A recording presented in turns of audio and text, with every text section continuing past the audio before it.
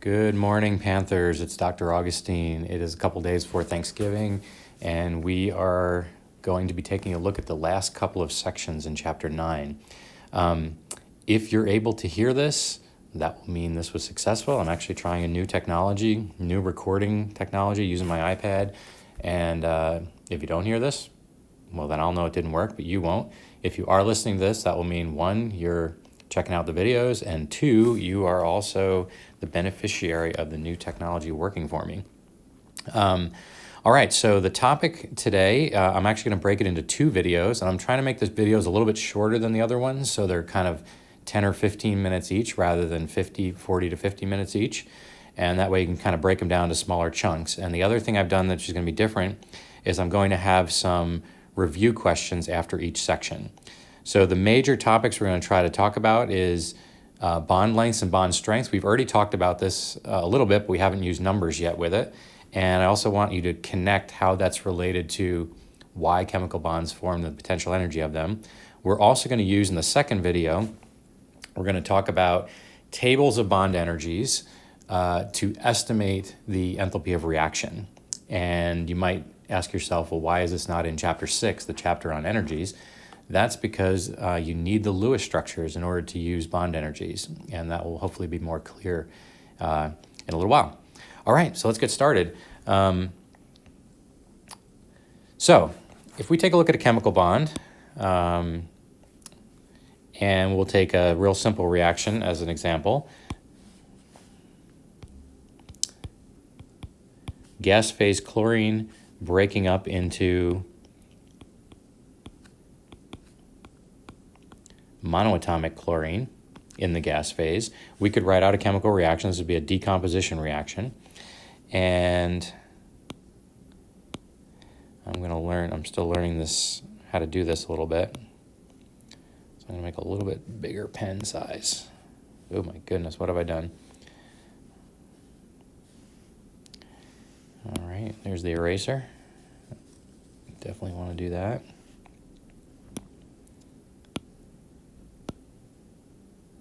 All right, let's see this, see if this is better. That's a little crazy, that's too big.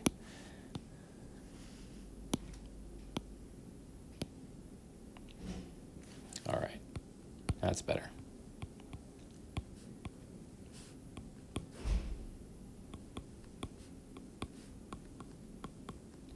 All right, chemical reaction of the decomposition of chlorine gas into atomic chlorine.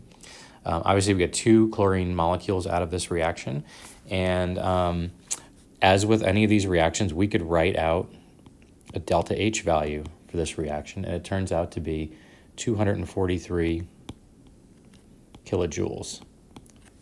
And remember, that kilojoules, that 243, is related to the stoichiometry out in front of here.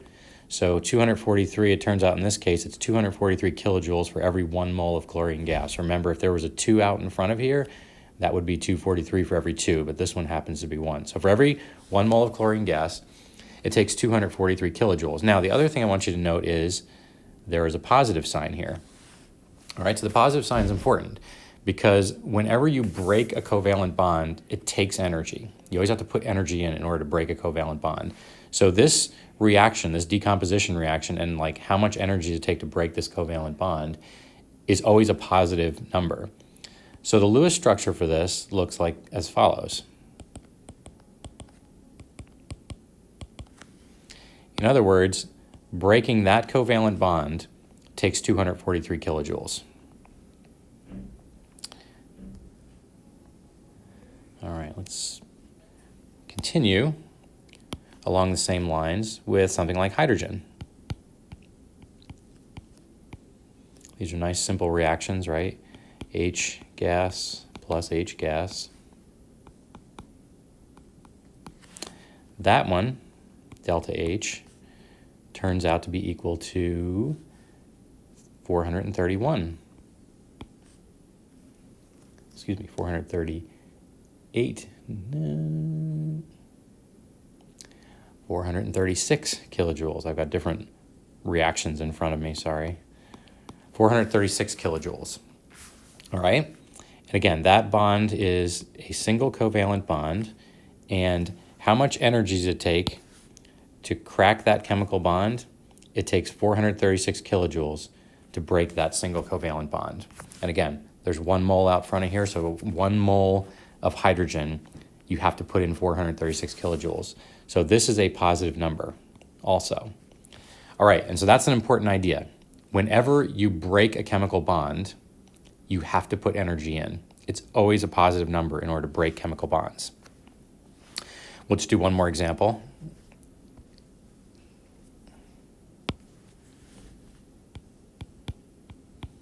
HCl gas goes to H gas plus Cl gas, and that one, delta H, is equal to 431. That's what I was looking at before. 431 kilojoules. All right. Also, positive number. And the Lewis structure for HCl looks as follows. So breaking that chemical bond is you're gonna have to put in 431 kilojoules. All right, so major idea. Whenever you are breaking a chemical bond, it is endothermic. You have to put energy in, it's a positive number. Flip side, if I form hydrogen from its elements, so some chemical reaction looks kind of like that, what do you think is going to happen now?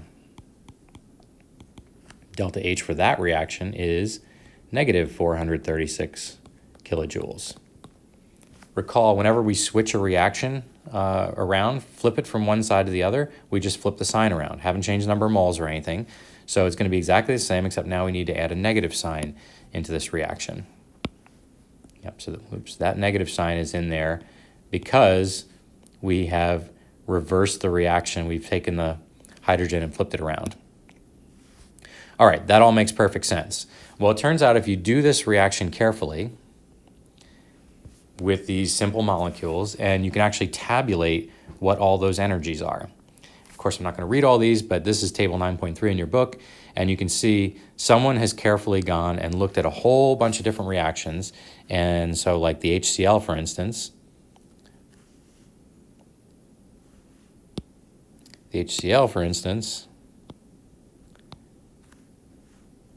oh yes, sorry, right here, 431 kilojoules is the bond energy for breaking one HCl bond. And remember, breaking it is plus 431, making it is minus 431. Likewise, if you do the experiments carefully, you can measure the bonds using a technique called X-ray diffraction. And there's actually other techniques you can do it with. And you can measure the lengths of chemical bonds. So a couple of trends emerge. We've already mentioned these in class, but let's make it a little more formal. Okay, if we take a look at the bond lengths table, this is table 9.4 in your book, you'll notice some trends. So we've got double, single, and triple bonds. They're a little bit all over the map, but if you look at the general trends, like here's some single bonds in here. Here's some more, like there's one here, there's one here. So the single bonds, I don't know, they're somewhere in the like 130 picometer to 140 picometer range. Now, I know there's exceptions. The hydrogen one's pretty short. This hydrogen carbon's pretty short, but you know, somewhere around 130. Double bonds, you'll notice like this guy right here, carbon-nitrogen, carbon-carbon right here, nitrogen-nitrogen, 123, nitrogen-oxygen, 120. These are kind of on the order of 120 to 130 picometers. And a triple bond, there aren't as many of them, but here's one right here, 116, nitrogen's 110. These are kind of on the order of 110 to 120 picometers. All right, so the trend is clearly as we go from a single to a double to a triple, the bonds get shorter. All right, so let's see if I can find some room down here. So single, double, triple bond gets shorter. All right, and in terms of the bond energies, if we look at those a little more carefully, single bonds tend to be, I don't know, somewhere in the 300 to 500 kilojoules per mole, something like that. Double bonds, if you look at them, like here's a double bond, that one's 400. Here's a double bond, that one's 400. Here's a double bond, that one's 500. That one right there is 600. So these are kind of in the 400 to 600 kilojoules per mole range. And the triple bonds aren't too many of them. That one's over 1,000. That one's nearly 1,000. So you can see a triple bond is like 900 to 1,000 kilojoules per mole. All right, so the general trend is bonds are getting stronger as we go from a single to a double to a triple bond.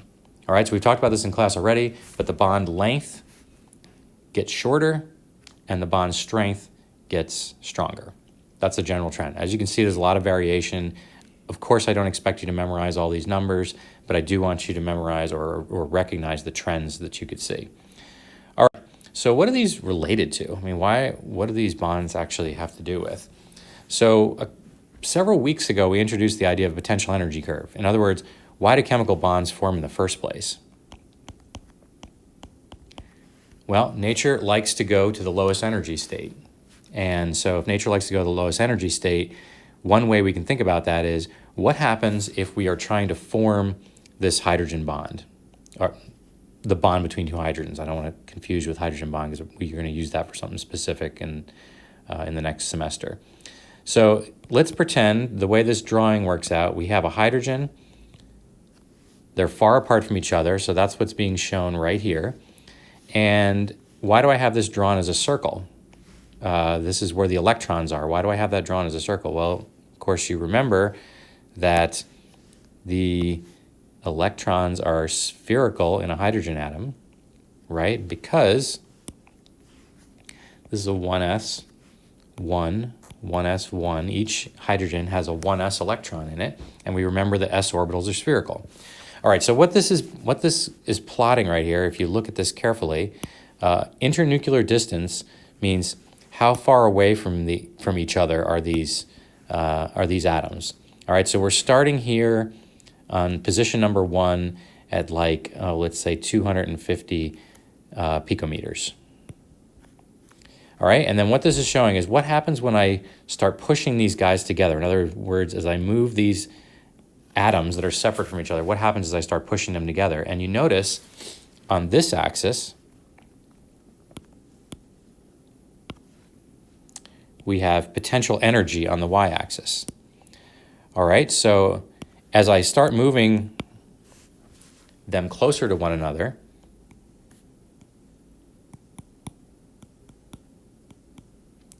the potential energy starts decreasing. What does that mean? That's more favorable. Nature likes that. So as the potential energy is decreasing, eventually we get to a minimum, and there's sort of an ideal distance between them, which is shown in number 3. So we got a couple names for this. That ideal distance is called the equilibrium bond length. And that's what's in that table that we just showed you.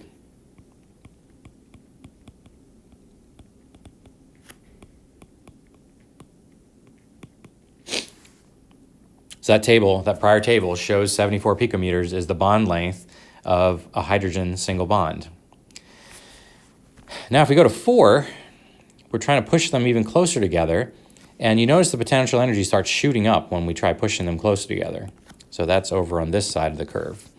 And what's going on there? Well, once we start trying to jam these guys even closer to each other, the nuclei from each other, the positive charge, starts feeling each other, and they don't want to be together. Okay, nature's not going to allow that. So what ends up happening is you end up with a situation where the nuclei start repelling one another, and it becomes less favorable. So then you start climbing back up this hill. All right, so in other words, there's like on this side, there's an attractive region where the atoms want to get closer together. And on this side of that line, there's a repulsive region where they want to get away from each other. So less than 74 picometers, and they say, I'm not happy. Those positive charges are not favorable. And on the other side, there's an attractive region where they want to get closer together. All right, and then where it's happy is right down here at the bottom at 74 picometers, where it happens to be the ideal distance. In other words, the equilibrium bond length. Well, that's also the energy on the y-axis. That tells you what's the most favorable energy. And in this case, it's minus 432 kilojoules per mole. All right, what does that mean? Well, if you have a hydrogen at the bottom, sitting at the bottom of this well, how much energy does it take to completely separate them? In other words, how much does it take to climb out of this well so now these guys are completely separated from one another? And it turns out it's 432 kilojoules per mole. So those two tables, table 9.3 and 9.4, are telling you what's the bottom of this potential energy surface. That's the bond length and the bond strength. We call this the bond energy, or bond dissociation energy sometimes. Dissociation means how much energy it takes to break those guys apart from each other. All right, so that's a good introduction to the energies. And then so let me introduce you to one more thing, which should be on your printout. The one thing I didn't mention, and this is where I want to leave off with, why is it important, or why is this in the chapter on Lewis structures? Well, let's take something like NH3 compared to NO2 compared to, let's say, N2. All right, 3 different nitrogen molecules. Why does this show up in this chapter? Well, it turns out we can't just look at the fact it's nitrogen attached to hydrogen. We have to look at what it's bonded to, but we also have to look at how it's bonded to it. So I'm not going to go through the slow motion step of writing the Lewis structures down for each of these. There's NH3, that's ammonia. So it's a nitrogen with single bonded hydrogens. NO2, all right, I'm going to erase that little dot there so it's not confusing, and it's not erasing. All right, so remember the nitrogen is contributing 5 valence electrons. The oxygens are contributing 6 times 2, so we got 12 and 5. Actually, I'm going to make it NO2 minus so we don't violate the octet rule, and then a 1 more, so we have 16, 18 total electrons. So there's 2, 4, 6, 8, 10, 12, 14, 16, 18.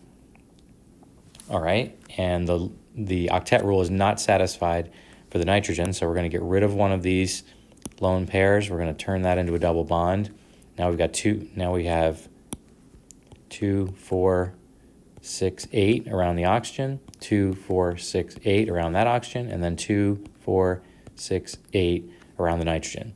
Octet rule satisfied for everybody. Okay, so that's the Lewis structure for NO2 minus. Remember, I should probably write brackets around this and put a minus sign on it. And N2, you'll remember, is something like this.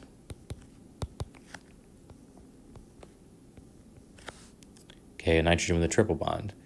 So if we want to compare bond energies of these guys, and we want to say how much energy it take to break these, I am going to need to look at the individual bonds in the molecule based on the Lewis structure, not just what it's attached to. All right, so when I go back to that table 9.3, I'm going to have to look at these energies. This nitrogen-nitrogen triple bond is 946 kilojoules per mole. This nitrogen-hydrogen single bond is 389 kilojoules per mole. And this nitrogen-oxygen single bond is 222 kilojoules per mole. And the triple bond, or excuse me, the double bond is 590 kilojoules per mole. Now, those of you who are really paying attention here will recognize something about this NO2 minus molecule. I'll give you a second to think about that. So you recognize that's actually a resonance structure.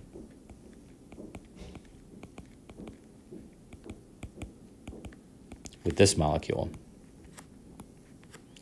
All right, and what did we say about the resonance structure? What's the reality? The reality is neither one of those bonds is actually what the bond looks like. It's not really a single bond, it's not really a double bond, it's really a 1.5 bond. I actually don't know what the energy of this particular one is, but it's going to be somewhere in between 222 and 590, and the bond length is going to be somewhere in between those two things. Okay? All right, so let's stop this video right here, and then we are going to talk about how do we use these energies to do some calculations in terms of estimating bond strength. I have some follow-up questions, and after each of these videos, I'm going to give you a few follow-up questions. These are actually from some of my old exams to help you think about some of these ideas.